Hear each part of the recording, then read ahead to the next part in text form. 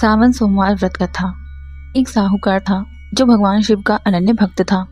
उसके पास धन धान किसी भी चीज की कमी नहीं थी, लेकिन उसकी कोई संतान नहीं थी और वह इसी कामना को लेकर रोज शिवजी के मंदिर जाकर दीपक जलाता था। उसके इस भक्तिभाव को देखकर एक दिन माता पार्वती जी ने शिव जी से कहा कि प्रभु, यह साहूकार आपका अनन्य भक्त है, इसको किसी बात का कष्ट है तो आपको उसे अवश्य दूर करना चाहिए। हे पार्वती, इस साहूकार के पास पुत्र नहीं है, यह इसी से दुखी रहता है। माता पार्वती कहती हैं कि हे ईश्वर, कृपा करके इसे पुत्र का वरदान दे दीजिए।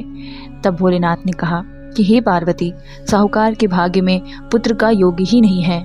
ऐसे में अगर इसे पुत्र प्राप्ति का वरदान मिल भी गया तो वह केवल 12 वर्ष की आयु तक ही जीवित रहेगा।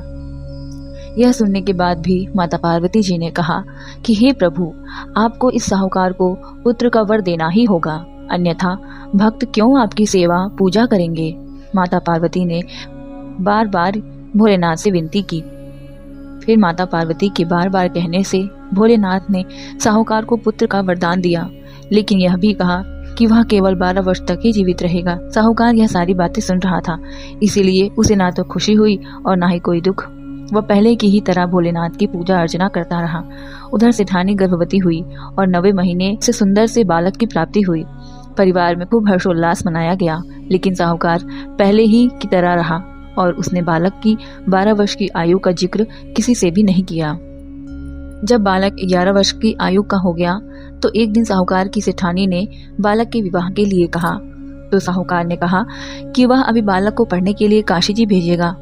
इसके बाद उसने बालक के मामा जी को बुलाया और कहा कि इसे काशी पढ़ने के लिए ले जाओ और रास्ते में जिस भी स्थान पर रुकना वहां यज्ञ करते और ब्राह्मणों को भोजन कराते हुए आगे उन्होंने इस तरह के कार्य करते हुए आगे बढ़ना चालू किया। रास्ते में एक राजकुमारी का विवाह था, जिससे उसका विवाह होना था। वह एक आंख से काना था। तो उसके पिता ने जब अति सुंदर साहूकार के बेटे को देखा तो उसके मन में आया कि क्यों ना इसे ही घोड़ी पर बिठाकर शादी के सारे कार्य संपन्न करा लिए जाएं। तो उन्होंने मामा से बात की और कहा कि इसके बदले में वह अथाह धन देंगे, और वह राजी हो गए। इसके बाद साहूकार का बेटा विवाह की वेदी पर बैठा और जब विवाह कार्य संपन्न हो गया तो जाने से पहले उसने राजकुमारी की चुंडी के पल्ले पर लिखा कि 13 दिन जिस राजकुमार के साथ तुम्हें भेजा जाएगा वह एक आंख से काना है। इसके बाद वह अपने मामा के साथ काशी के लिए चला गया। उधर जब राजकुमारी ने अपनी चुंडी पर यह लिखा हुआ पाया तो उसने राजकुमार के साथ जाने से मना कर दिया। तो राजा ने भी अपनी पुत्री को बारात के साथ विदा नहीं किया। बारात वापस लौट गई। उधर मामा और भांजे काशी जी पहुंचे। एक दिन जब मामा ने यज्ञ रखा था और भांजा बहुत देर तक बाहर नहीं आया तो मामा ने अंदर जाकर देखा तो भांजे के प्राण निकल चुके थे। वह बहुत परेशान हुए, लेकिन सोचा कि अभी रोना पीटना मचाया तो ब्राह्मण चले जाएंगे और यज्ञ का कार्य अधूरा रह जाएगा। जब यज्ञ संपन्न हुआ तो मामा ने रोना पीटना शुरू किया। उसी समय शिव पार्वती उधर से जा रहे थे तो माता पार्वती जी ने शिव जी से पूछा, हे प्रभु, ये कौन रो रहा है। तब उन्हें पता चलता है कि यह तो भोलेनाथ के आशीर्वाद से जन्मा साहूकार का पुत्र है। तब माता पार्वती कहती है कि हे स्वामी, इसे जीवित कर दीजिए, अन्यथा। रोते रोते इसके माता पिता के भोलेनाथ ने कहा कि हे पार्वती, इसकी आयु इतनी ही थी, वह भोग चुका। लेकिन माँ के बार बार आग्रह करने पर भोलेनाथ ने उसे जीवित कर दिया। लड़का ओम नमः शिवाय करते हुए जी उठा और मामा भांजे दोनों ने ईश्वर को धन्यवाद दिया और अपनी नगरी की ओर लौटे। रास्ते में वही नगर पड़ा और राजकुमारी ने उन्हें पहचान लिया। तब राजा ने राजकुमारी को साहूकार के बेटे के साथ बहुत सारे धन धान के साथ विदा किया। उधर साहूकार और उसकी पत्नी छत पर बैठे थे।